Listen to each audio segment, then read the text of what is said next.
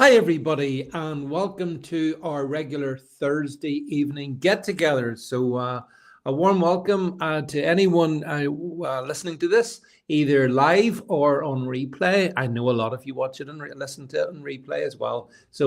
Wherever you are, whether you're over in Getter, Rumble, X, YouTube, or the Facebooks, wherever it is anyway, thanks for being here. We've got a tremendous amount of stuff to talk through tonight. Some very, very big stories, really, and I think they deserve a lot of time. Round, I don't want to try and rush stuff through. So, really, the things that I want to chat about are the social media ban stuff that we started the week with. On Monday, if you remember, Stormer told us that apparently 16-year-olds are not allowed to watch the internet or go to YouTube at night, but they are allowed to vote.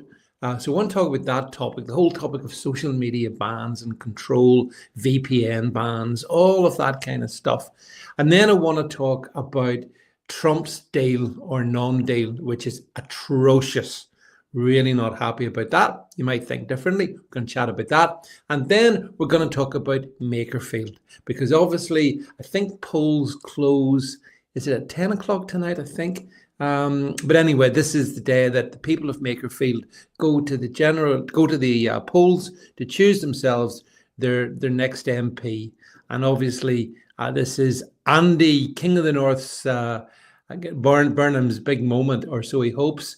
But obviously, there are other candidates standing. There's a Reform candidate, there's a Restore candidate, there's a Liberal Dem no one's heard of, there's a Green candidate with a very unfortunate facial expression, and there's a Conservative again, and a no-show. So we're going to talk about those three topics, if that's okay with you guys.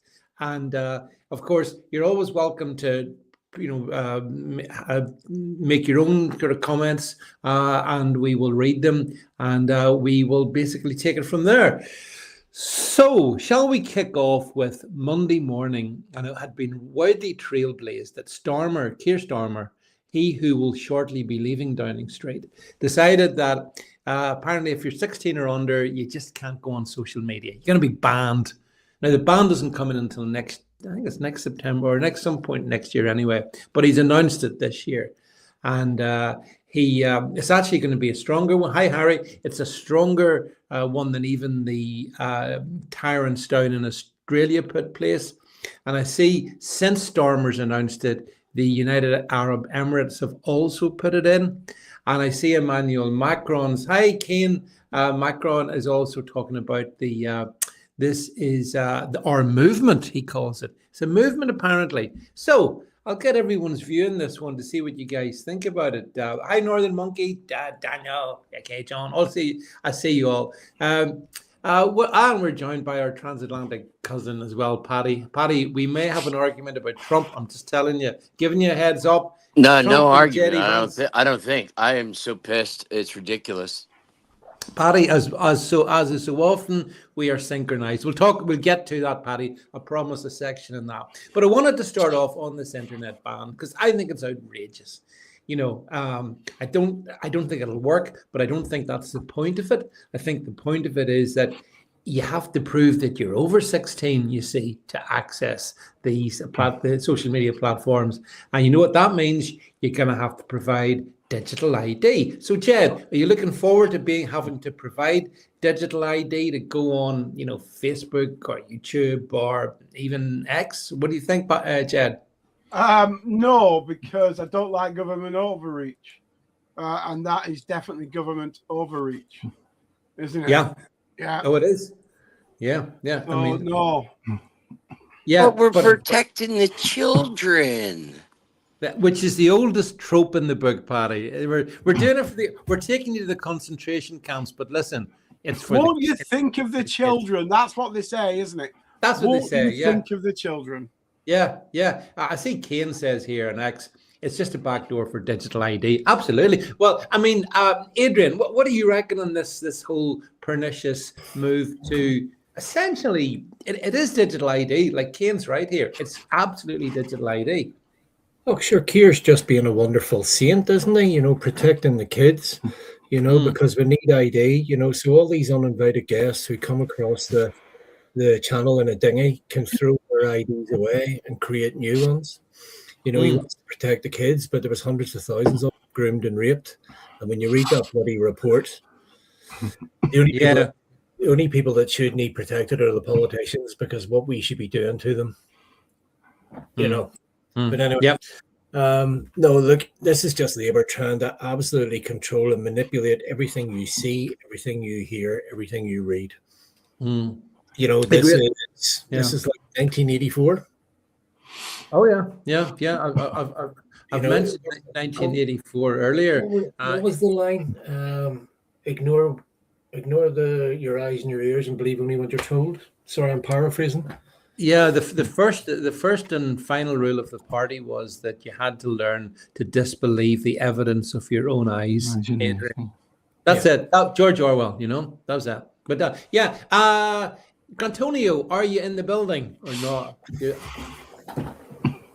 I think there's a noise there anyway. I hope that's him. Yeah, no, he's on mute. You have to unmute yourself.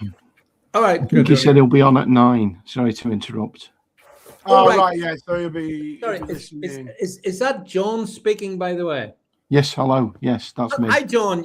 You're really welcome. Thanks so much for coming in. And I know that Grantonio had mentioned to me, you know, that you not in? I'll bring Paddy in a second, yeah. Right. But John, just wanted to say that you're very welcome, and we will talk about Makerfield in particular. But just while we're on this topic of the ban on social media for under 16s, although it could include 17-year-olds as well. What do you reckon to that, John? I think I've got a nuanced position, and you may throw me off the show, but. In some ways, I think it's a good thing. Yeah. Because, I appreciate the 1984 situation. I know the digital ID by the back door. I know that every form of censorship has always come in by won't somebody think of the children type rhetoric. But social media is harmful to people under the age of 16. Actually, John, I would say it's harmful to probably everybody, even over 16, because... Yes, but I mean, in the same way that cigarettes are harmful to everybody, but you can choose at 18 as a responsible adult to smoke cigarettes. You can choose to drink. You can, choose to do various things that are harmful to you. Yeah. But when you're a kid... At the moment, a lot of the social media is being treated like the schoolyard. So you've got bullying in a microcosm. It used to be that kids could go home and escape their bullies, but if they're on social media, they can never escape from the tirade of abuse. And I know people say, "Well, why don't you turn it off?" and things like that, but that just doesn't occur to them because it's the in thing, the cool thing is to be on social media. Therefore, no matter how harmful it is, no matter the damage that it's causing to them.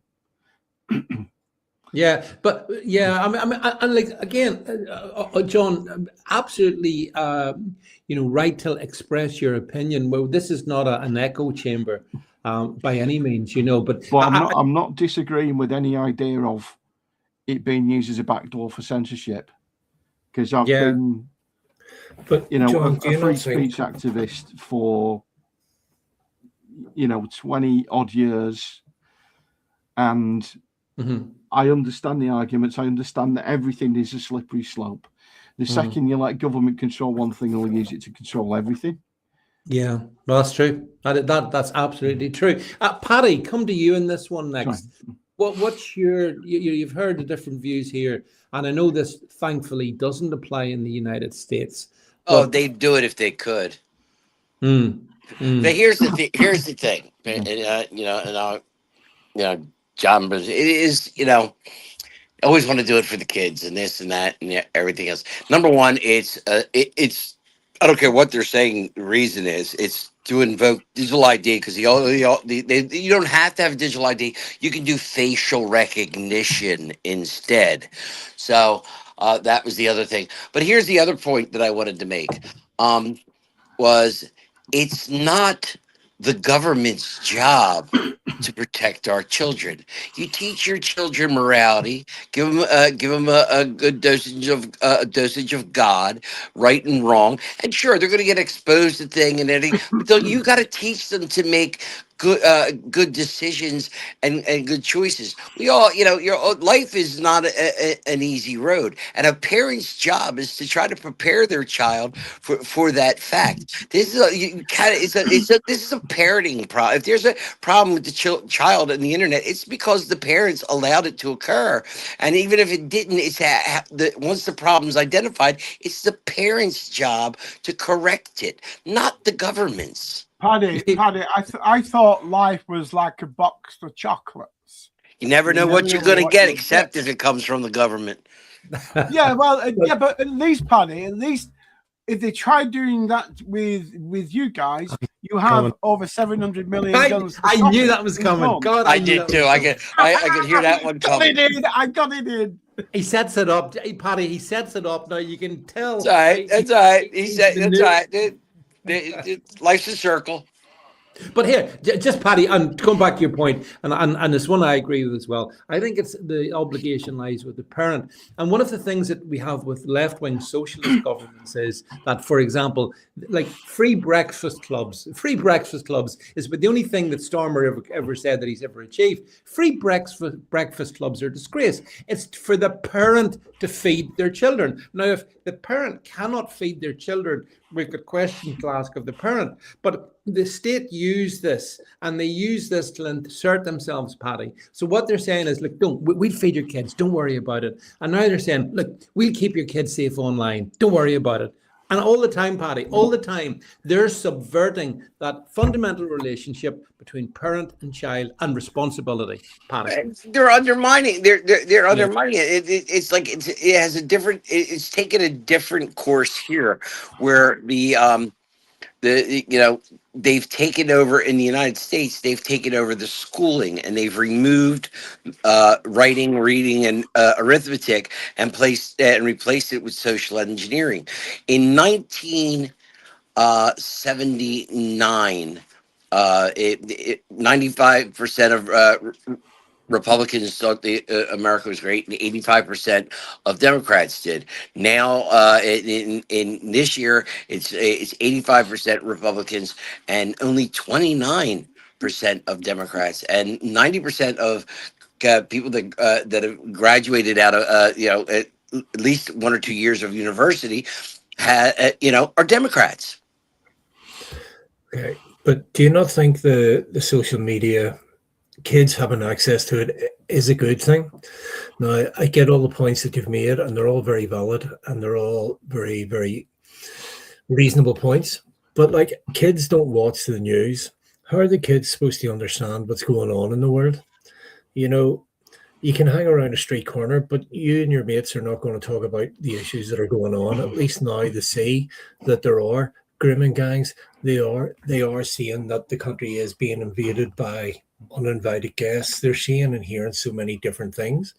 Unfortunately, life has changed. At 16, it's not about hanging out in a corner with your mates and maybe having, a couple of tins of beer or whatever, or doing things like that. The world has changed, and unfortunately, these kids need to be aware of everything that's going on around them, because they won't sit and watch the news or listen to a politician's speech.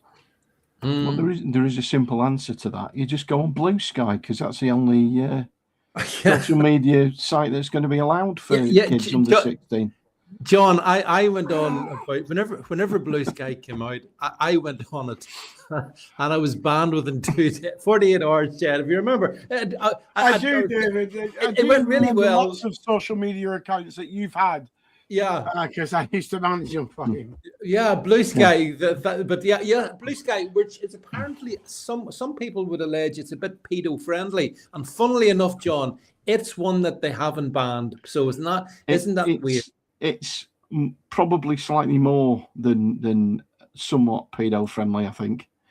Oh, I'm being careful with the words, John. Yeah, absolutely. Absolutely. I mean, some of the very worst people that were on Twitter left it to go to Blue Sky, so that tells you all you need to know. I mean, to kind of steel man the problem or the situation over on Blue Sky, they had a problem of that nature, and a lot of the problem on Blue Sky was revealed because loads of people suddenly went on it from Twitter. So it wasn't that the kind of the lefties brought a load of kiddie materials with them. Yeah. It's just that it was there already, but there was no one there to look at it because it just wasn't popular enough.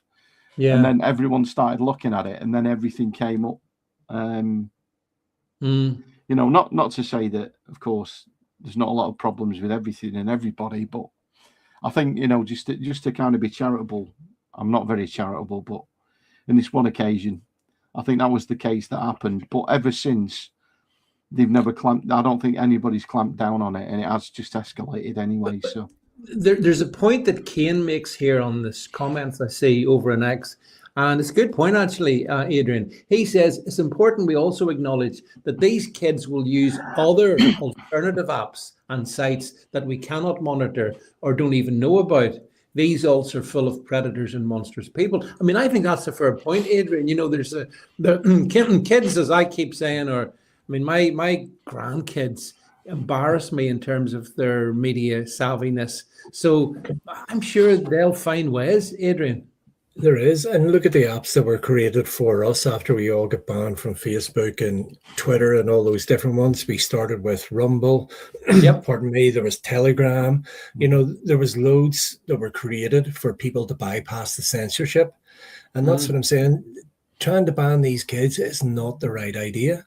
It's really not. As Paddy said, we should be educating them as parents and trying to advise them of the pitfalls, but we can't mollycoddle them. Look what happens to these kids that are constantly mollycoddled. You see them running about now thinking they can behave however the bloody want because they can get away with everything because mommy and daddy will do it or sort things out for them. They need to learn that the world is a really dark, horrible place at times. And you're right, the world is a shitty place. Well, yeah, we just saw today. But the overriding point here, I think, is we've got to stop the state from trying to bring up our kids. That's what the state wants to do, because if the state brings up your kids, it can indoctrinate your kids in their ways. And therefore, in certain, like we had over COVID, where we had neighbours and family members grassing on family members and neighbours because they were breaking COVID rules. That's what they want. They want this 1984 style censorship. But why won't you think of the kids? Why won't you think of the kids? Well, I see they are thinking of the kids because they want to control those kids to start grassing on, oh, my mum and dad vote reform. Oh, well, the government going to come and knock on your door then because you must be a far-right lunatic. Yeah, and an agitator and a protester, and you tried to do this, that, and the other. That's what they're trying to do. This is why they want to give kids the vote at 16. And if anybody says to me, but they can serve their country. No, they cannot. They cannot serve their country at 16. The earliest you could ever go on operations is 17 3/4. But actually, no government would send a 17-year and 9-month child to war. They would wait till they were 18. So all this bullshit, well, if they can serve, they can vote, utter crap. Sorry. I'll get off my soapbox now. No, but Jed, actually, to be fair, you anticipated my point there. I mean, the way I see it, what the government really wants is a generation brought up, and they'll get their news from approved sources. The approved sources are basically the BBC, Sky, places like that, Ofcom controlled, where there's no dissent, where everything is essentially that which the establishment wants. Now, I can remember back, I mean, it's a long time ago since I was 16, but honest to God, if someone had... David, very. What? Very long time ago, mate. It's almost prehistoric, Jed, but I remember back then, I had enough fight in me at 16 that if someone had said to me, you're not doing this, David, I definitely would have done that. And I think that's just normal. Never mind 16, 15, 14. Their kids, it's good to be rebellious. I think, obviously within the confines of the law, but it's good to be rebellious. They want to drive that out of the kids. They want them sitting there zombified, watching on Blue Sky or BBC, which they don't even watch, because that's the other thing. We've talked about this. John, here's a thing for you. I contend young people, let's say 16 and unders, they're not tuning into the BBC or Sky to get their news. They're getting it in social media. Do you not agree? Which is very frightening in itself. Yeah. I mean, there's basically no fact checking on social media a lot of the time. I mean, there's on Twitter, you've got the notes that people put up. I can't remember the name of now. Like the user moderated notes that people put up. Oh, the community notes. Yeah. Those are the ones. That's the word. Yeah. You'll have to forgive me. I've been up quite a lot of hours at this point because I was. I'll talk about that later. But anyway, we'll get the ad. Yeah. By the way, John, I'm going to keep the Makerfield 1 to 9 because I'm hoping Grantonio can be here as well. No worries.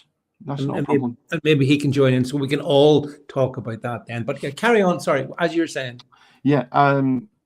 So again, I was going to make a point tied to my experiences of this week, but I'll make it a less general point. You can use social media to do smears against political parties that if you don't like, you can start spreading false information, all this kind of stuff. And I know I'm sounding like the government again and saying that, it's false information, but it can be dangerous in that sense because, you could have someone who's working for GCHQ sat there writing social media smears all day, 24/7 against every single political party they disagree with. And people are reading it and taking it as read and actually believing it because it's on social media.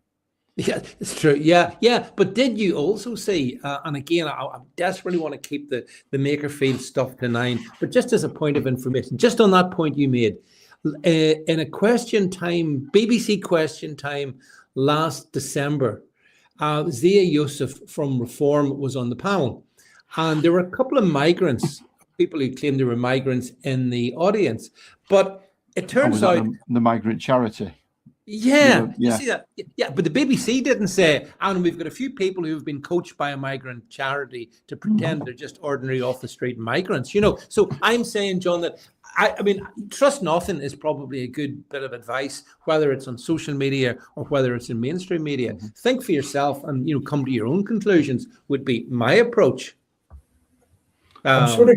But a kid's going to be doing that, though. Adrian, any comment? I was just curious as to how a couple of migrants get on the TV program because I'm sure they're not paying their bloody license fee.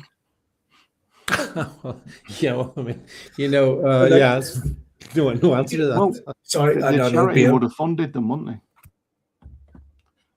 I'm being facetious with that, you know what I mean? But it's just the fact that, pardon me, Keir wants us to keep our children away from the news and what's going on in the world, even though he wants them to have a vote. And why? Because if they're ignorant as to what's going on in the world, whether it be a crisis here or a crisis there or that, when they go to vote, they're going to be ignorant. And all they're going to do is believe the propaganda that will have been fed to them in schools. Pardon me, and we know a lot of young people now seem to believe that communism, socialism is the answer because that's what they're being force-fed in schools. Where us older people who have seen the likes of Eastern Europe fall and things like that, we know it's not the answer. But this is why he wants these dumb, ignorant, blind kids being kept in the dark so that when it comes to voting time, they will vote in favour of him and his party rather than knowing the truth and the real way they should be voting. And here's two other things I wanted to ask you guys about. After Starmer came out on Monday with his, we're going to ban the under-16s, the next day, what's her name? Liz Kendall, the technology minister, she came out and she said, well, actually, next month, we're going to announce even more things. We're looking at banning potentially VPNs. We're going to limit the amount of time that kids can spend with AI bots. And we're also looking at having a social media overnight curfew as well. Now, David, yeah. can I just jump in, because there's a large comment here on X that will not come through because it's just simply too big for the system, and it's to do with what we're talking about, and it's from Lynn TD72. Yeah, and she says a birth certificate is simply an official government record of your birth locations and parentage. It does not make you the property of the state, nor does it create a financial bond or give the government any ownership rights over you. Why people believe this claim stems from discredited conspiracy theories, in brackets, often associated with sovereign citizen. And I know what she means by that. Or freeman of the land movements. And again, I know what you mean, Lynn. Do you not think it's a bit strange that mistakenly believe a birth certificate creates a straw man or a corporate entity that allows? And she just one more comment on that. This was something that people worried about. I'm sorry, Lynn. It was just too big to throw on screen. It won't come up on the system. Just okay. Do you not think it's strange? Sorry, with all the problems that Keir's had lately in different areas, the one thing he hasn't tried to ban is Ukrainian rent boys. But Putin sent them, Adrian. Apparently, the evil genius in the Kremlin sent a couple of Ukrainian rent boys round to Keir's. Yeah. No, it's a very thoughtful gift, isn't it? But on the subject of VPNs, does anybody, and Paddy, you can come in this one. I'll come to you first. Paddy, I don't think you can ban a VPN, can you? That'd be awful. That'd be awful difficult to do. Well, what you'd have to do is make the company make the purchase of a VPN illegal. Now, how are you going to do that? You're going to have to throttle all communication companies, because you can't, Paddy, because this is just the British government. Yeah, so, well, that's what I mean. So how are they going to do that? I don't think they can. And it used to be, it's funny. VPNs are funny because when VPNs first came out, only the people who bootleg streamed, like downloaded movies and stuff like that, had VPNs, and they tried to encrypt. Now everybody has VPNs over here and stuff. Like I don't have one just because I don't care. But so many people over here you cannot throttle these things. This is a product for sale by every communication company. You can't. What are you going to do? Say sorry, you're not allowed to buy that? And this guy's like, what are they going to make it like dope, like heroin? It's heroin. You can't buy it. Yeah, it's just Adrian. What do you reckon to this of the VPN issue in particular? Do you think, like, how will they ban or restrict the use of VPNs to young people if the VPN companies are all American, mostly all American, or certainly based outside of the UK?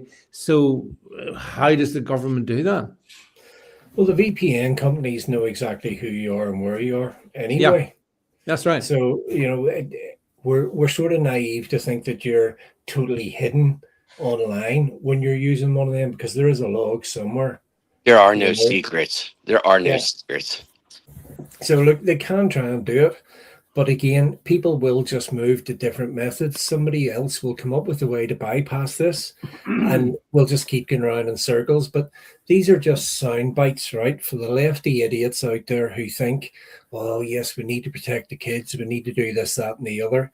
And it will make one or two of them think that the government is trying to do something.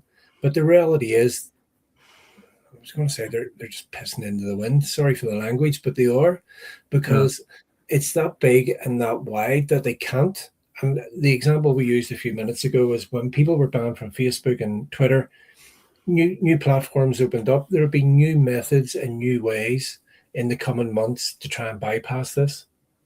Which is what happened. Kids are tech savvy. They find out quicker than we do. They do. Actually, in Australia, where they've already tried this, they reckon that at least 3/4 of the kids who were banned have found ways to get back on. There's kids are ingenious, Adrian. John, what do you reckon? Do you think a VPN ban in the UK would be a good idea? North Korea's got one, by the way. There is a problem with it, and I'm probably going to butcher this, but I was talking to a friend of mine who works in tech, and he basically said, well, every government agency use VPNs. That's right. Yeah. So if there was an actual physical way of like cutting off all VPNs, which there isn't, but if they could just chop them all off at source, then the government couldn't operate anymore. Most companies in the UK couldn't operate anymore. Anyone that does business outside the UK couldn't operate anymore. So they'd have to just do a VPN on personal VPNs. And then it's very simple. All you've got to do is incorporate yourself as a company. Sign yourself up with Company's House.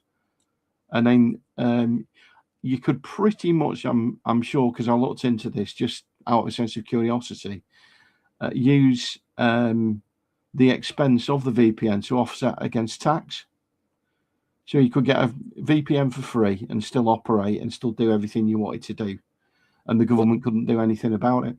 Well, I can tell you, John, when in the days when I ran my company, our tech guys insisted that we all used VPNs, specifically when we were out of the office and on our mobile phones, and there's confidential, commercial information in those mobile phones. It's a must do. So you're right. I think it's bluster. I actually think the people like Liz Kendall, they may call themselves the technology ministry, but do they understand technology?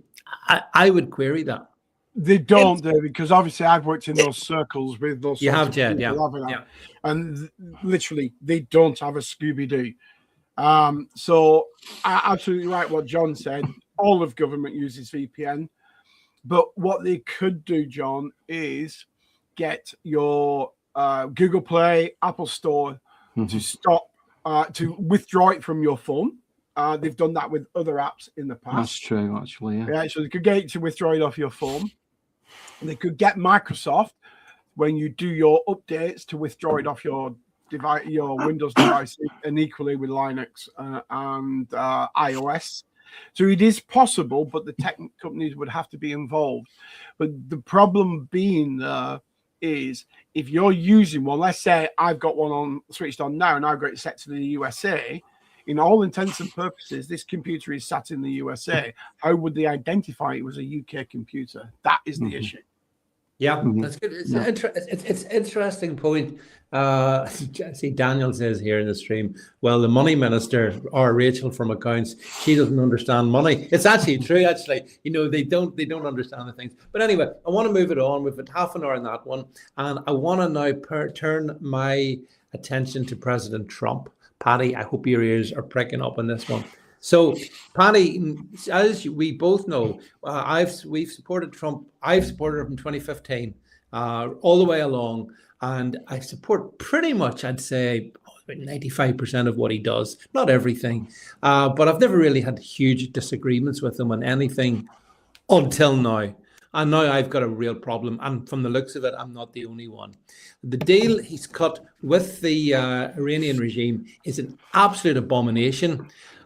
He said some things in the last day which are just really weird. I mean, he's praised the Iranian leadership at the same time as he said that Israel's difficult.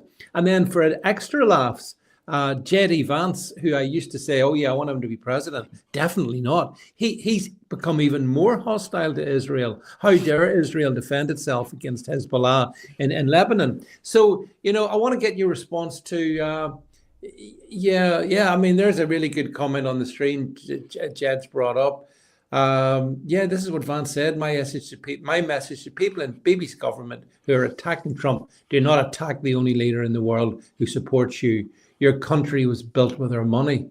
What? Israel was not built with your money. That's disgraceful. I've started to call him, Paddy, Tucker Vance, or alternatively J.D. Carlson, whatever you want. Paddy, I'm completely opposed to this. It's the all-time low for Trump for me. What say you? I say this is his first big screw up and fumble. This is a disaster. This thing is, I understand. I know the motivation behind it, but this deal is crap. And I mean, it does nothing but strengthen the enemy. And we're still basically negotiating, but it's all for one very simple reason. They want the gasoline to go down. We've got an election in November, and gasoline has to be under $3 a gallon for the Republicans to even have the slightest chance to maintain control. And that's what this comes down. This is all economics. This has got nothing to do. This is plain and simple. Being weighed on economics. And as far as Israel is concerned, ignore what they're saying in public. Ignore what the little spits and spats and everything else. Bibi can take it. Drug it. They get. You think the main thing is we have not stopped a single flow of bullets, missiles, technology back and forth between the two countries. We're working hand in hand. They don't do a single strike that we don't know about, and vice versa, and everything else. What's on the surface right now? He's trying to get the Iranians to agree to this so we can get the Gulf. This is all about the waterway. You get the waterway open because the world's about to go into a major depression, mostly because Europe isn't getting the oil and the supplies they need out of that section of the world, and we need the gas price to go down.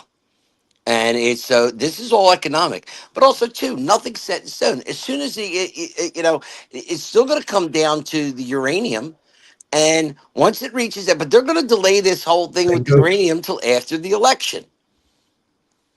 Yeah. Sorry, Adrian, were you coming in there? Bingo. Paddy said the magic word there.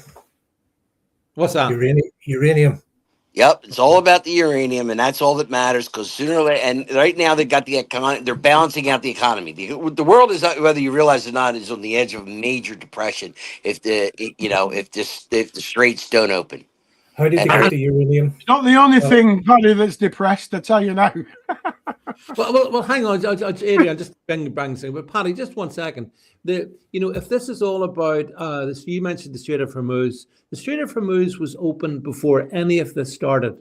Now the expectation is it will be open within 60 days, but with perhaps not tolls, but Iran and Oman. It's open now.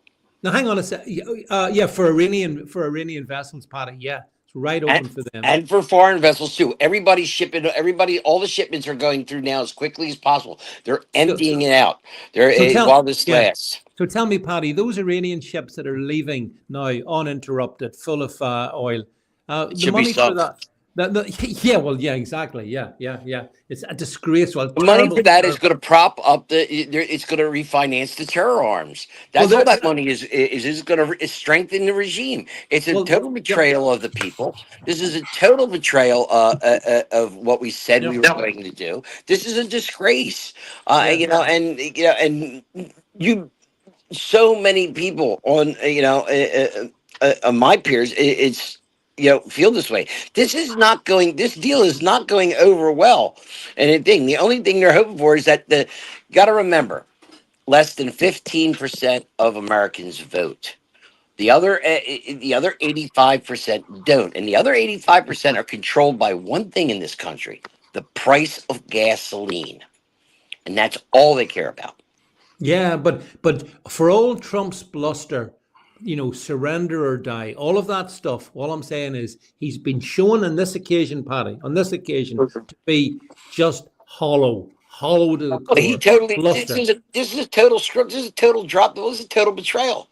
This is like, well, who the hell are you talking? Who the hell's giving you this information? But this is the thing. Adrian, some people say, Adrian, that it's his advisors that have given that he's been listening to, because Paddy's right. He does have to have an eye to the midterms and all of that. I totally get that. But this notion that, don't worry, the mullahs, they're not going to pursue their nuclear ambitions, and they're definitely going to stop any hostilities, and they won't. And never mind about the three H's: Hezbollah, Hamas, and the Houthis. Don't worry about them. And maybe, do you think Trump would be so gullible as to go with that? He knows that. That's what pisses me off, and that's what's pissing everybody. All the major commentaries like Levin and 100 other people writing articles. I mean, and Trey Gowdy and all these people. It's like, damn well that the Iranians aren't going to have never honored a single agreement Oh. they've been in. They aren't going to honor this one. And Trump himself, if you go back and see the tapes, whatever Trump talked about Iran before he was president, even in 2016, he's like, these people are, this, he knows, because he knows, he said it on numerous cases. These people don't believe in anything. They're at war with us. We should go in there and just take over the oil and just, shut them down. He's going totally against his own core beliefs that he's stated for the past 40 years. Yeah, well, Adrian, sorry I cut you off when you were getting going then, but you mentioned the uranium, but more generally, you've obviously picked up on Paddy and or my view on this one. What's your take, Adrian? On the surface, it doesn't look good, but who is the person that empowered Iran over the last 15, 20 years? Obama. Obama, exactly. Who gives them the uranium? Obama. There's much more to this. Look, I know you can say that the Iranian people need to be free, and they do. I get that. But again, don't forget this deal that Obama gave them with the uranium and the billions of dollars in cash shortly before he left office. Remember, in cash, so it couldn't be traced. There's a bigger play here. And I think it's about exposing Obama, Clinton, and all those ones, because it's them and their policies that helped shape the world for 15, 20 years, helped embolden those terrorist organizations. Now, I get what you're saying. The deal looks crap, and when you're reading it, it does. But he also mentioned uranium. He also thanked Xi and Putin for not getting involved. He thanked Xi for not selling weapons to Iran. Again, with this man, he's a strategist. He's not like instant win. There's always a longer play with him involved. And as I said, the deal looks crap on paper to read, and you do think, it looks like you've messed that up.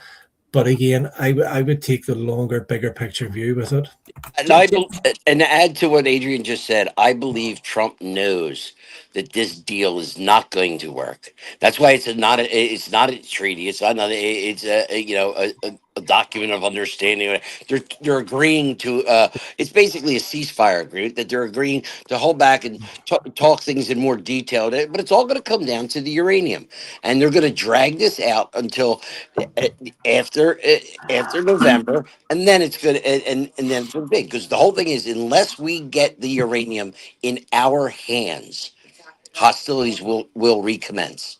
Jed, actually, over on my Substack this afternoon, I put out an article rebutting every one of the points in the Memorandum of Understanding, which ironically, there you go, Trump's Versailles Memo of Understanding. And am I the only person that thinks, oh, Versailles? Now, there was another document signed in Versailles, wasn't there? And I wonder, how did that one bloody well work out? So very symbolic. Yeah, but Adrian, I'll just back you for a second. Trump said, I would have thought Trump understood Versailles and what it means. So I've gone through, look, if anyone wants to have a read of that, it's over on my Substack, point by point by point by point. This is a catastrophic document. But do you think Adrian, Trump wouldn't have understood the historical resonance with Versailles? Of course he would, and he does. Yeah. But again, there's a bigger picture at play here. This isn't just about freeing Iran. It's about freeing the world from this deep state cabal and all the crap that they've been up to. We'll go people aren't buying it though, Adrian. Yes, because people are short-sighted. People want to hear the now. People don't think of a bigger picture. People don't think of a longer play. People want instant gratification. And because when people don't get what they want or what they want to hear, they kick off and say, people hold him to his word, Adrian. Back in January, February, I can produce all the tweets, all the stuff he said to the Iranian people. He has caved on his word to the Iranian people. If there's Iranian people listening to this, which I'm sure there will be, that I'm right, because I've seen all your comments. I mean, the anger in Iran is off the scale because they actually trusted him. And now we've got people like J.D. Vance saying, oh, well, I mean, you had your moment. You should have gone on the street and protested. They did. And 45,000 of them were slaughtered. So, I mean, I think it'll be interesting to see how it plays out. It may be again, I'm thinking bigger picture, longer play. It's not always about instant gratification. And when people don't hear what they want, don't see what they want, they kick off. They don't think of long term. Well, okay, Jed, what's your take on this deal, this Versailles arrangement that Trump signed off? I'm sorry, anything other than complete regime changes is a betrayal of the Iranian people. He said he would be there and he would get out on the streets. I remember him saying, or words to that effect. Right, we got somebody here from Iran. Yeah, and I just think he's betrayed them. And this is his downfall. This is his what was it? First World War One. What came back with a piece of paper? Neville Chamberlain. Neville Chamberlain. That's the World War II. Yeah. This is his moment. It is not the fact that it's not peace. It's not what he said it was going to be. And tens of thousands of people have died in the belief that Trump would stand by them, and now he's sold them down the river. So, who's been Iran's biggest allies over the last 30, 40 years? China and Russia. Oh, China and Russia, I know. Yeah. And what have they said? What have they done since all this kicked off in February? Have they done any action? Have they said anything bad about it? No, they haven't. They have sat there and said nothing. To me, which is very, very telling, that there are what was I going to say, maybe a pact in place or channels in place where they've been discussing all this, because if they were truly unhappy about all this, they would have been out saber rattling, trying to destabilize Trump, destabilize his government, if they weren't happy with the way things are going. So again, whilst it looks crap on paper, we are not privy to everything, and there's always a bigger picture that we do not see and do not understand. I would say there's about 90 million people at least feel gutted as a consequence of this deal. Yeah, and there's 8 billion of us in the world who are being shafted by the deep state, so 90 million into 8 billion. 90 million were made promises, Adrian. What happened to promises? What would surrender or die? But he said surrender or die. Maybe he meant himself, because it looks like a surrender. But there's 8 billion of us are suffering under this deep state cabal. Yeah, but do you understand that? But Trump could have gone in there, taken out the Iranian regime, taken out the mullahs, turned Iran into a pluralist. With our children. But then that leads into, you've done regime change. This is what you've been complaining about for years. Didn't work. Well, sorry, Paddy. What do you mean with our children? Well, you can't. You're going to go in. You're going to completely change. Do that to completely change the regime as quickly as everybody wants. Would take troops on the ground, and we're not sending our troops. Now they should be arming the people. They should be arming the Iranian people. But that's right, Paddy. You're absolutely right. Iranian people have never called for boots on the ground. What they said was arm us. That's what they thought was going to happen in January. So you're right, Paddy. Turkey blocked it. Our NATO ally, Turkey, was a big part of blocking us getting arms through the Kurds to them. That's another massive thing as well, because of, as Paddy said, NATO have been exposed massively the whole way through this, not helping with the ships in the Strait of Hormuz and everything. NATO cut its own throat. There's a much bigger picture at play here, much bigger picture. Yeah, I heard. I see a comment someone put up to me saying, "Oh God, yeah, this boils down to one thing and one thing only: the best chance for a continuation of the Trump administration in 26 and a Trump successor in 2028.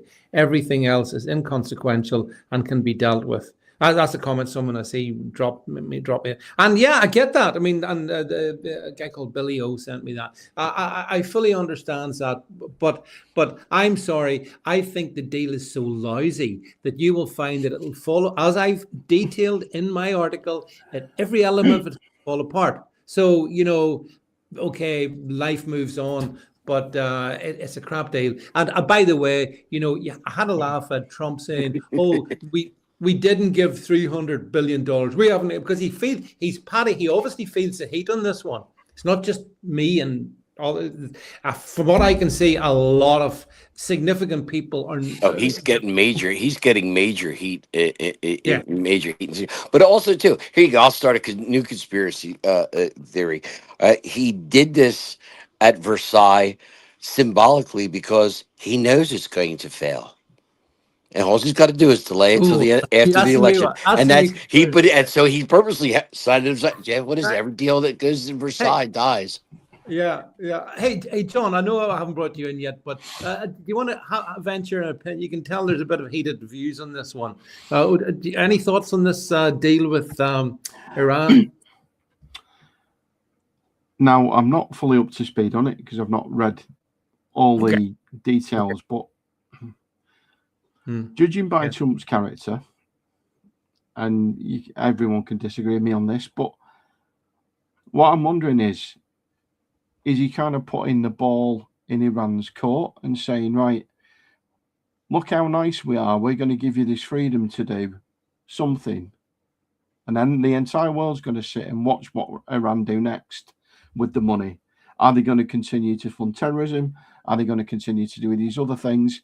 And then it's kind of, for want of a better analogy, I don't know if you've ever seen the Western Shane. Jack Palance throws a pistol to the innocent farmer at one point in the film. Yeah. And tells him to pick it up, and the moment he reaches for it and he touches the grip, Jack Palance shoots him and says, everyone saw him, he's got a gun. Yeah. That's why if you read the document, and I've read over what's been put out and everything. At the end of everything, it's always at the end of each section is only if Iran complies. So at any point, like if Iran does anything, like they shoot at the boats, they finance terror, they refuse to give the refuse to give the give us the uranium and everything else. He can start the bombing right back up. See, that's I really believe this is a delaying tactic. I'm praying it's a delaying tactic. This is a disaster. You're kidding yourself. And J.D. Vance has blown it, by the way. Oh, no, here's another thing. Did anyone see Marco Rubio's face? Did you see his face when Trump made the announcement? He couldn't have looked more uneasy, more uncomfortable. Marco Rubio actually, continues in his role because he clearly cannot be happy with what's happened. J.D. Vance was ecstatic. But then J.D. Vance, on the Megyn Kelly show, Paddy, by the way, did you see that? Megyn Kelly, who has some very unfortunate views. Maybe he'll be doing Tucker Carlson's show next. It's been a trialing time for those of us who do support Trump. I don't want to come across as an anti-Trumper because I'm not, but I just think, I hear what you say, Adrian. I hear what you say, John. But I mean, I'm very much with Jed and Paddy on this one. I see that Trump made promises, and his feet need to be held to the fire of those promises. You play chess, David? I do play chess. Yeah. Right. Yeah, I do. This isn't 5D that drives Jed mad, but it's the old analogy. Like when you're playing chess, you have to deal with a small fry first, and then tackle your bigger pieces. And you don't automatically just go for the kill for the king straight away. You have to be able to set the board. You have to set optics in place. I think he's been checkmated. He's been checkmated by the mullahs because they closed the Strait of Iran. And Trump said today, Paddy, Trump said it, that had he not done this, the Strait of Iran see if that was the case. Stayed closed. Hang on, let me finish. The Strait of Hormuz would have stayed, closed, and American oil reserves were down to about 4 or 5 weeks. Trump's words, not mine. So that looks like Adrian checkmate to me. And you tell me otherwise. If he was checkmated, he would have bombed the living shit out of them to get them to totally surrender, because they have the might to do it. They have. I agree. So if he was in checkmate, I believe he would have went all out and just blasted the country to hell, and he didn't. I mean, I listening to people like Ben Shapiro and others, and I think that they've been pretty fair-minded in this. They didn't want to go with the speculation. They wanted to see what the memorandum of understanding is tomorrow. Here's the thing: tomorrow in Switzerland, it appears anyway, JD Vance is going to fly to Switzerland and sign. There's going to be a signing ceremony with a guy called Habani, I think he's called, Speaker of the Iranian Parliament. Big IRGC man. And that is Jed, that's your Chamberlain moment, basically, to me. When JD Vance is destroying his own potential chances, I believe, Paddy. But when he does that tomorrow, that is going to be a day of shame. I'm just reading this comment. But it's Paddy, you want to or Jed, do you want to react to what I've just said? I read this. I just think the whole situation, and I think JD Vance attacking Israel is absolutely appalling. You know, America's been an ally of Israel for forever and a day. And trying to do what he's done with the Iranian people, and then subsequently JD Vance to say, look, you know, it's our money that built your country. Well, hang on. Let's just slow that down a little bit, okay? Because the USA has benefited from Israel's ability to do counter-espionage for all its technology in spying, etc. You know, it is a world and code breaking, etc. It is a world leader, and the USA has certainly benefited from that. So I just think JD Vance is shooting from the hip, but unfortunately, he's shooting wrong from the hip, and this is going to be the downfall. There's midterms to come yet, and I think this is going to be disastrous. Well, I find it strange, Jed. He's treating Israel rougher than he's treating Iran. Like that's the truth of it. And I see Nicole says here, JD Vance is close to Tucker, so it makes me think. Absolutely, Nicole. I see. That's why I'm now going to start calling him. Tucker Vance, because he is. But there may be these all. Sometimes there are there's no more complexity than what you think, Adrian. It's not always 5D chess. I think. I said earlier it wasn't 5D chess, but what I am aware of is that we do not get all the nitty gritty. We do not hear every conversation. Not everything is relayed to the news. And see the fact that you're saying he's being hard on Israel. You look over the last few months, the real narrative that has risen is that Israel owns America. Trump answers to Bibi, blah, blah, blah. So he was saying that to try and counter that narrative. Look, yeah, that is I've heard that argument, and he's trying to dampen down the woke right. Sometimes he does shoot from the hip and says things, and then he does circle back, but he's gauging opinion. He's watching how his opponent moves, because if you say something and your opponent reacts to it, then you know their weak point. Again, look, there's a lot to this, man, and again, I'll wait and reserve judgment, but I think the bigger picture is the uranium. Well, sorry, John, in you come, John. Yep. Just raise another thought on this. If you want to calm something down within your base, because this woke right thing, this Tucker Carlson thing is happening at the moment. Yeah. Now, Trump himself wants to have plausible deniability and distance himself from Israel somewhat, because of all the arguments about Zionism, etc., etc. Yeah. Okay. Yeah. So he through back channels goes to the Israelis and says, "Right, I'm going to do this. I'm not going to say it myself. JD Vance is going to say it, which is going to calm down the base because the vice president said it. We don't actually mean it, so don't worry about it, pal." He won't say that, but you know what I mean. Yeah. And then he goes, say, a week or two down the line, he'll do a public conversation, a public sort of saying, right, JD Vance shouldn't have said that. And I'll distance myself from it. but we're not connected to Israel as much as you think, kind of thing.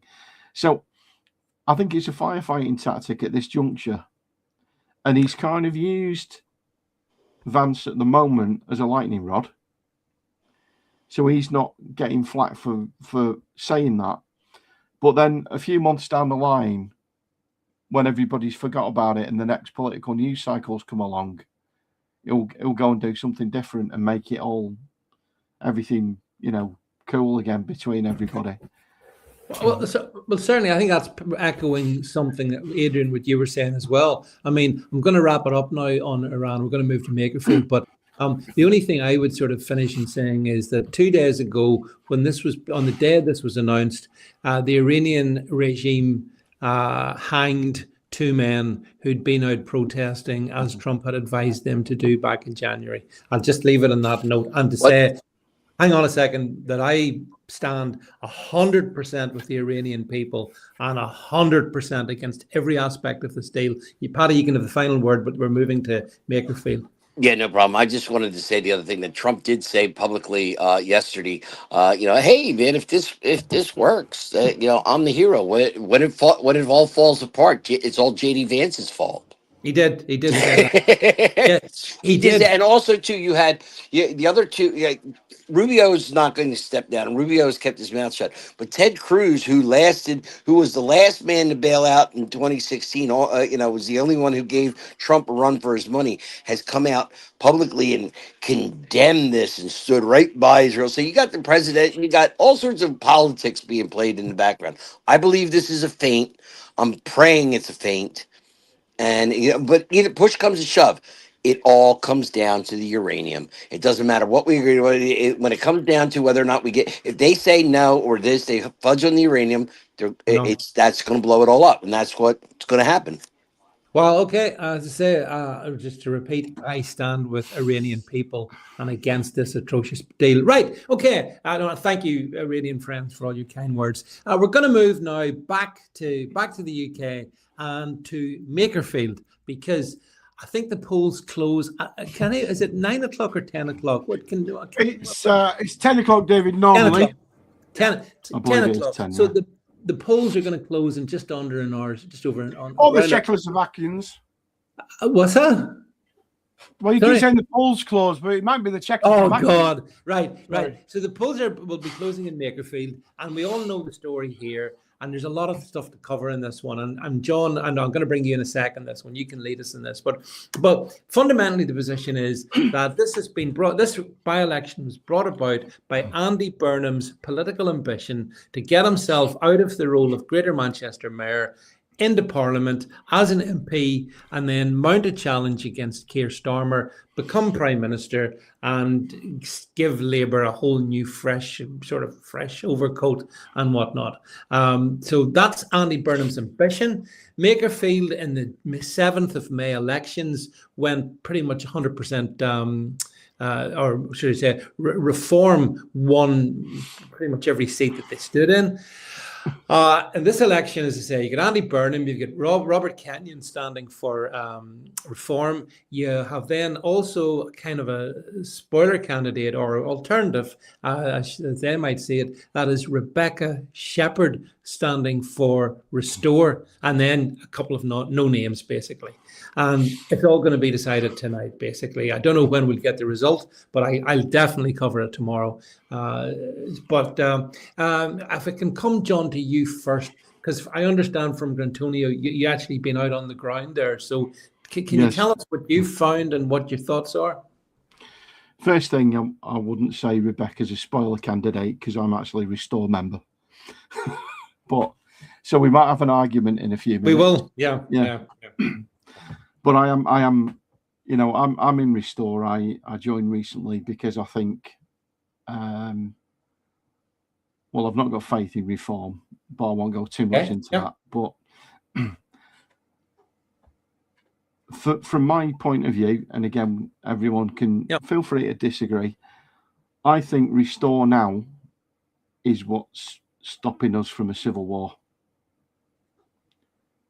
Okay. Because that's my view. That's why I joined Restore. Right. because everything is continuously going down and down and down. Yep. And reform, again, from my point of view, it's not that they've won seats, it's that their opponents have lost them most of the time. They're not a vote, they're a protest vote. Because every time they've stood against somebody who is absolutely dire, you know. So if you have got a choice between something that's just inconceivable and something that's slightly better, you go with a slightly better option, wouldn't you? You know. Yeah. Well, can I ask you, John? I mean, sorry, by the way, when I said the spoiler, I don't have a script. That was that word. It's all right. I'm not. I didn't actually mean this. Anything, you know? No, I didn't want to be disrespectful to Restore, because I got friends in Restore as well. You know, as well as Reform and elsewhere. But can I ask you then? You know, from going around that, I mean, you're in the. Am I right in thinking you've been in the constituency? Yes. Yeah. So tell me, what have you found then? You know, do you think that Restore is going to do well? Well, just tell us what you found. Right, I'm going to probably do some predictions here that I may not be, because I'm essentially okay. I'm just rank and file. I'm just on the street, you know. Yeah, it's fine. Knocking on doors, talking to people. I'm not in the party echelons. I've not seen any of their numbers. I was talking to someone who's in the echelons today, and they seem to think we've done pretty well. Well, and what does pretty well look like, would you say? I knew you were going to ask me that. yeah. What do you reckon? Is 5%, 10%, 15%? What do you think? I think we're looking 20. Well, that would really be significant now. If it comes in 20, John, that would be what Rupert Lowe promised. Actually, that would be a political earthquake. I think at 20%. No polls showing that, by the way, John. You know, but then who believes the polls? You know, John. Oh, mucker. Was the aim? Sorry to interrupt, David. Was the hello, Grantonio. Good to have you with us. Thank you. Is the aim to win Makerfield or to beat Reform? The aim was to stand as a political party and prove ourselves to be viable, a viable option. Because you've got to remember that in Great Yarmouth a few weeks ago, and I know everyone's going to say that was Great Yarmouth first and not Reform, Restore. I keep doing that. I do apologise. I've still got a head rewrite because they're both re-parties, and it's still anyway. Yeah. Restore hadn't got going properly as a party, so they had to run it under an existing name, and every single candidate they stood in that local election in Great Yarmouth won. Yes, quite an achievement. Carry on. Nigel Farage thought we were only, I say we, but we weren't a we then. The party at that point was only going to get something they reckoned about 4% of the vote in total. He did, that's right. And I think in the final numbers, we did better than pretty much everybody in that particular constituency. But John, regarding tomorrow, there's a very good chance that Andy Burnham's going to win, and there's a very good chance that he might become the next Prime Minister until the year 2029. Just wondering how you might feel about about that, if you see the point that I'm making. No matter what, we've got a Labour government. True. And to be fair. Yeah, John, you don't think it matters that Labour will become more left wing, which they will do under Starmer. I mean, there's talk of Ed Miliband becoming Chancellor, for example. Oh, good Lord!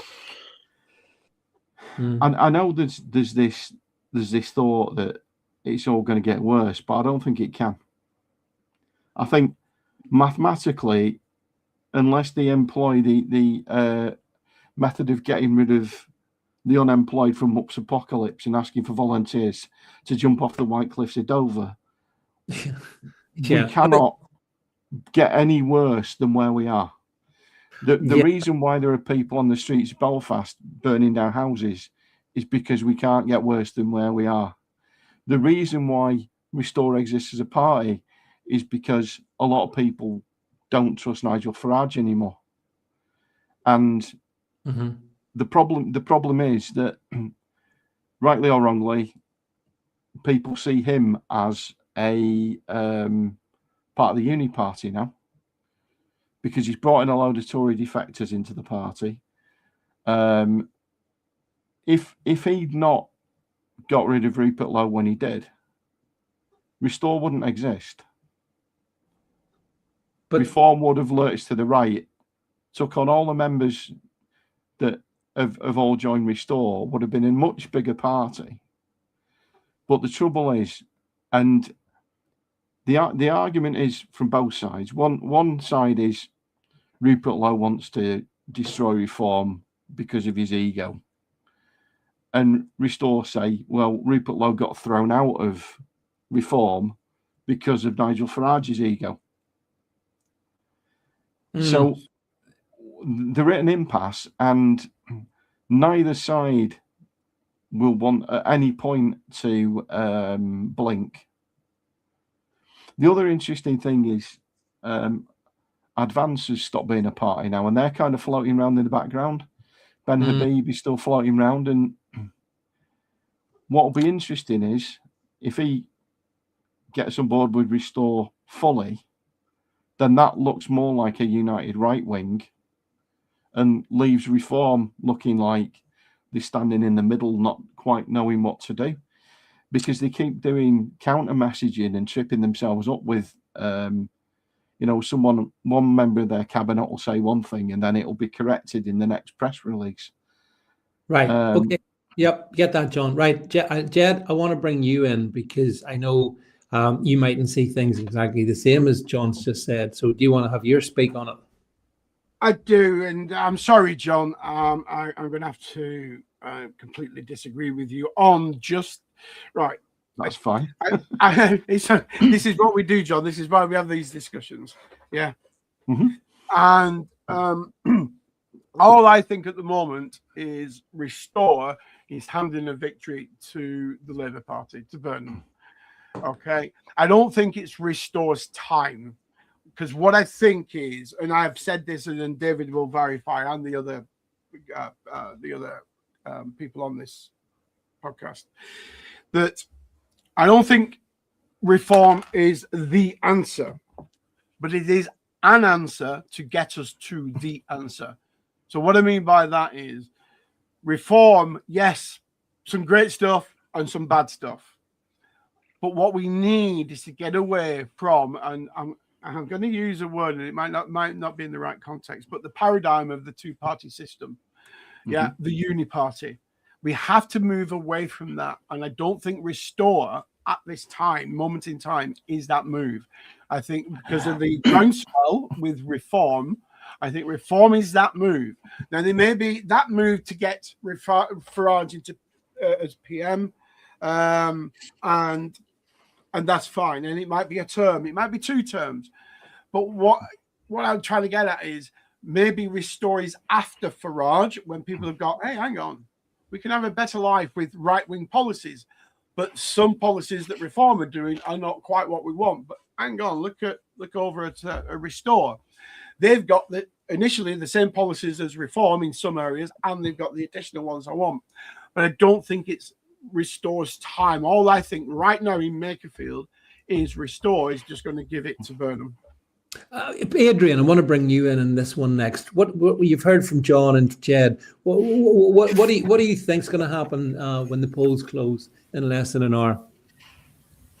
I have a feeling Burnham will get in, but I'm hoping that Labour will have a massive bloody nose because Restore Reform will have garnered such support over the last few months. I'm a complete Restore person, by the way. Okay. I like the message that you're not alone, John. yeah. No, like there's a lot of valid things that he's saying. Like certain people the death penalty should be brought back. I'm sorry, like there was a horrific story in the news today about 2 gay men and what they've done to a young baby they adopted. Yeah, I saw that. So bringing back the death penalty and things like that, for me, yeah, I'm all for that. And there's a lot of things that Rupert Lowe has said that has made me go, yep, I'm with you. But I do think Labour will win, unfortunately. Will this be the death knell for Starmer? Let's hope so. Can I just jump in just with one point? In this election, I don't think Labour will win, right? And this is an important distinction. That Andy Burnham will probably win, but I don't think Labour will win. Yeah, that's a good point, actually, John.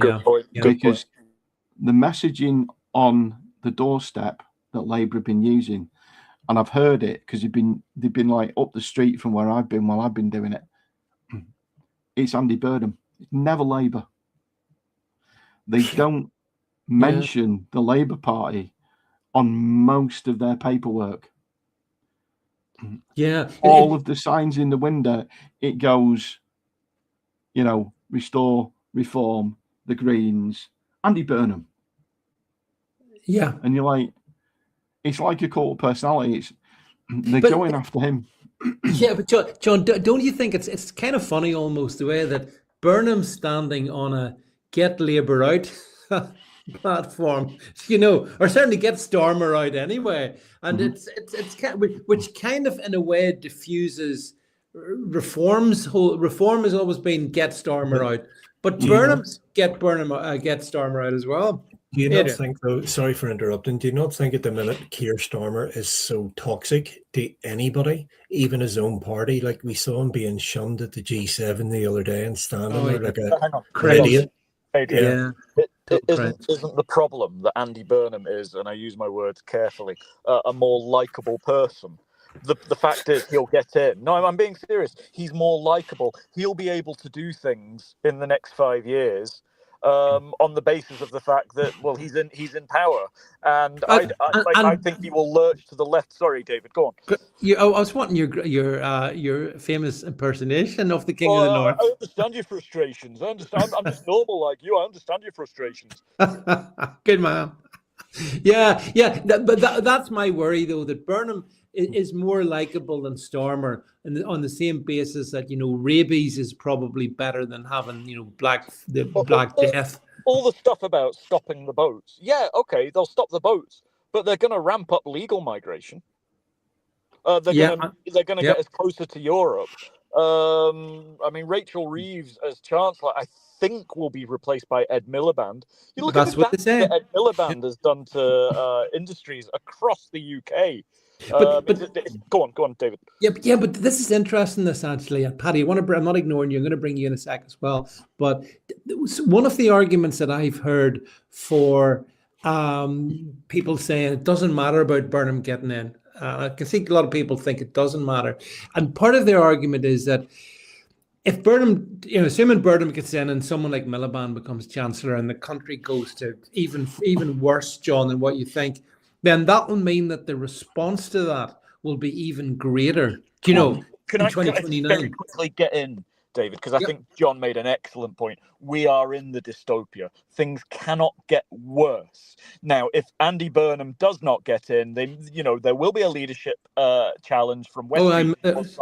There will be a general election, and Labour will get trounced. If Andy Burnham gets in, there is no way that he is going to call a general election. No way. And we will have where we're at. Think like John's making the point, things cannot get worse. He's right, except that it can be extended for the next 5 years, and that's the worry. Yeah, Paddy, from your vantage point in the States. Sorry, I'll bring everyone back in. Paddy, just quick one from you, and then Adrian, you was in there. Yeah. My whole thing is that I always enjoy watching the circus over there because it's our country in a microcosm and then amplified by 10 because it's like concentrate.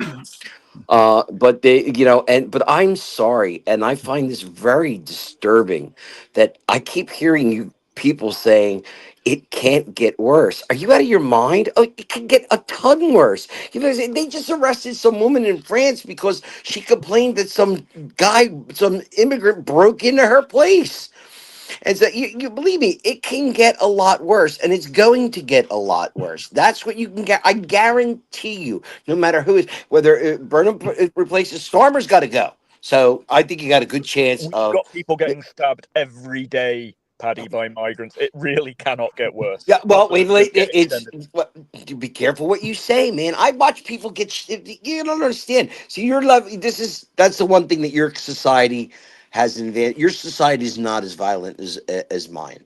I mean, we're used to, and I hate to say it. We're used to, like I said, I grew up in Philadelphia, one of the most violent cities in this country here since they've been keeping records. Chicago is another, in Detroit. We get people killed every day in this country on an unbelievable basis. Mhm. You get lose in a year, we lose in a weekend. And it's just like, it can, believe me, it can get worse. Commonplace. These things were not commonplace for us 10, 20 years ago. They are now, though, and they're Yes, good. they They are are, now. and your politicians do not have the cojones to fix it, and the people aren't holding them to. They aren't kicking them in the cojones to do it yet. So until it gets to be catastrophic, you just had 2 people killed that caused total outrage in the country. It's already died down. It's already almost all gone. So don't tell me it can't get worse. Well, Paddy. When we did this show last week, a guy had been attacked by a Sudanese migrant in Belfast, and had indeed had his throat cut and his eyes gouged, and the country. The protests are all over already. They're done. Yeah, and why was that? Well, actually, Adrian, I'll come to you in that one. Why was that then? Why? Because of the way the media portrayed everything, that it was all down to racism, migrants keep the health service going, all the usual diatribes. Actually, there is a protest tonight up at the Chimney Corner Hotel. So one of the hot spots last week that was on TV. Migrant hotel for everyone's benefit. Yeah. So there's a protest out there this evening. It still is ongoing. It's called the Chimney Hotel. I will not crack any jokes. Chimney Hotel. Chimney Corner, yeah. Chimney. But you look at you look at how the local politicians reacted, David. It was all about racism and migrants, and it was nothing to do with the fact that a fella got his head almost chopped off. They haven't even spoken about that fella all week. It's still about politicians creating division and these riotous thugs and all that. Not the actual reason that it's not a safe place anymore. This is where I think, John, you made a good point earlier on. We're at the point where, something like civil war doesn't seem implausible to me anymore, because when people are having, like we saw in Belfast last week, a guy almost had his head cut off, and it happens almost on a regular down in Southampton with Henry Novak as well. I can fully understand the rage and the anger, and then you turn, John, to the political class that are there at the moment, and they just offer us blandishments and nothing of substance, and that's not good enough anymore, John, is it? It isn't. And what Jed was saying, he thinks that Reform are the party at the moment. I think they're a stopgap measure. Sorry to say that.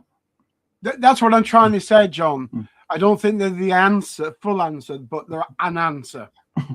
But I think it's kind of too late for stopgap measures, because everything's kind of been a stopgap measure. Because Nigel Farage will take something up to a point, and then he'll go, "Oh no, I'm losing the media. I'm losing some of my cheeky chappy popularity." And then he'll back away from his statement. He'll bring in, several Tories politicians after saying, the Tories can't be trusted and we don't need them anymore. the Tories are the part of the uni party. I don't know whether he ever used those exact words, but then he welcomes loads of them into the party. And yes, I've seen all the arguments to say that, you know, Rupert Lowe was a former Tory, he was a former reformer. But one of the interesting points that I saw the other day, when he was on the bench with Farage when they were in reform, Farage promised a grooming gang inquiry. He never did it. There's reasons for that. I'm aware of reasons for that. There are kind of reasons that have been made as a post hoc rationale. However, Rupert kind of looked at the situation and went, right, we as a party promised this. There are victims of this that have not been 250,000 since 1955. That's another figure that people keep forgetting, right? People think, oh, this is a phenomenon from the late 80s, early 90s, you know, or the 70s, you know. No, you're right, John. It goes back to the late 40s and the Labour bringing in the British Nationalities Act, which started. That was the beginning of it. You know, yeah, you're dead right. I'm not knocking Rupert Lowe's report for one moment, but I'm aware of, like, there's a read, for example, Maggie Oliver, who some of you will be aware of. She wasn't part of that, and there was a reason she wasn't part of that. I'm aware of those reasons and stuff. So the way I look upon it is, look, I don't want to play party politics with the rape of 250,000 young girls. Exactly. And like Rupert Lowe, I would like to see the death penalty for the people, you know, that carried that out. Adrian, you wanted to come in there? I just saw that. Yeah. Just on the point of a civil war, and this should be more apparent to everybody now, it's not just the uninvited guests, it's the left that need to go, that we're going to have to be fighting against. It's the police, it's the judiciary. We're seeing week by week how more heavy-handed and unfair the police are becoming, how the courts have been poisoned against us for standing up for what we would deem as basic common sense. A civil war, yeah. Does anybody believe we're the majority, or are we in the minority when you take all that into account? The number of lefties, uninvited guests, the police, the judiciary. Because a civil war would tear families apart. We have seen people, how it happened with COVID, people wanting vaccinated, others not, and Adrian, families falling out. And this is the same kind of scenario. Adrian, you don't want a civil war, surely. But it's the only way we're going. At the start was. But it's the only way we're going to cleanse the country. It's the only way we're going to be able to solve this. Not through politics, not through no, right people. No, I don't think we can, because you look at last week. Guy almost got his head cut off. He's been left blinded, and yet within a day, that guy was forgotten about. It was all about the racist thugs. Never mind. Hypothetically, Adrian, if Restore became the government in power, would that have happened? That sort of thing. Do you see the point I'm making? Unless they get rid of everybody, yes, I do still think it would happen. Well, that is actually one of the policies in some of our policy documents. Basically purging the civil service, bringing in better people, getting rid of the BBC in the way that it is at the moment. But John, it's not only them, it's the Home Office, it's the judiciary, it's the police why I said force. The civil servants. Yeah, so that would cover the Home Office. Right, Paddy, you want to come in? I want to bring you in because I saw your message. Paddy? Quick. I'm trying. I got to get the darn microphone to work. I just wanted to say, like you said, and this came back up, and I wanted to make this point earlier, and I didn't get the chance. They're talking about they want to protect the children.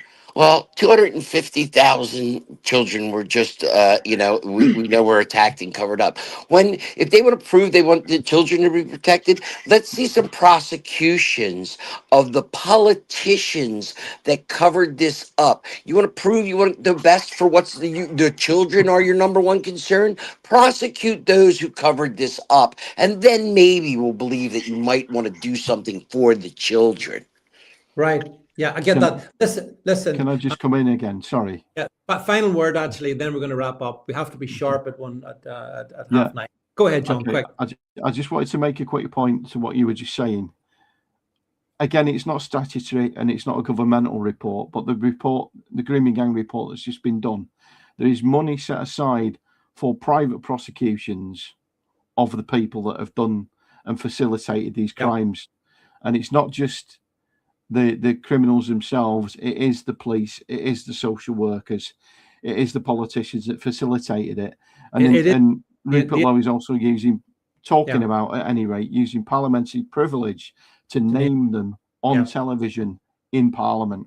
I saw that. Right. I want to wrap this thing up, but John, I want to say a particular thank you to you for coming in and chatting to us. Really enjoyed your contributions. No, I hope you will tune in and come back to see us again. I want to thank, as always, our great friend Paddy from across the Atlantic, Grantonio. And I'm off to watch Jack Palance and Shane now. Right, okay. Adrian, are you off to the chimney corner? I'm not sure, but I hope that it's a good protest. We shouldn't keep the pressure on their necks. Jed, thanks for masterminding all of this. I know you wanted to get away specifically onto the second. That's it, folks. Thank you all very much for tuning in, wherever that's been. Hope you've enjoyed. Thanks for having me on. Nice chatting you're with welcome. Everybody. And yes, and good night from me and from the gang. See you hopefully this time next week. Good night.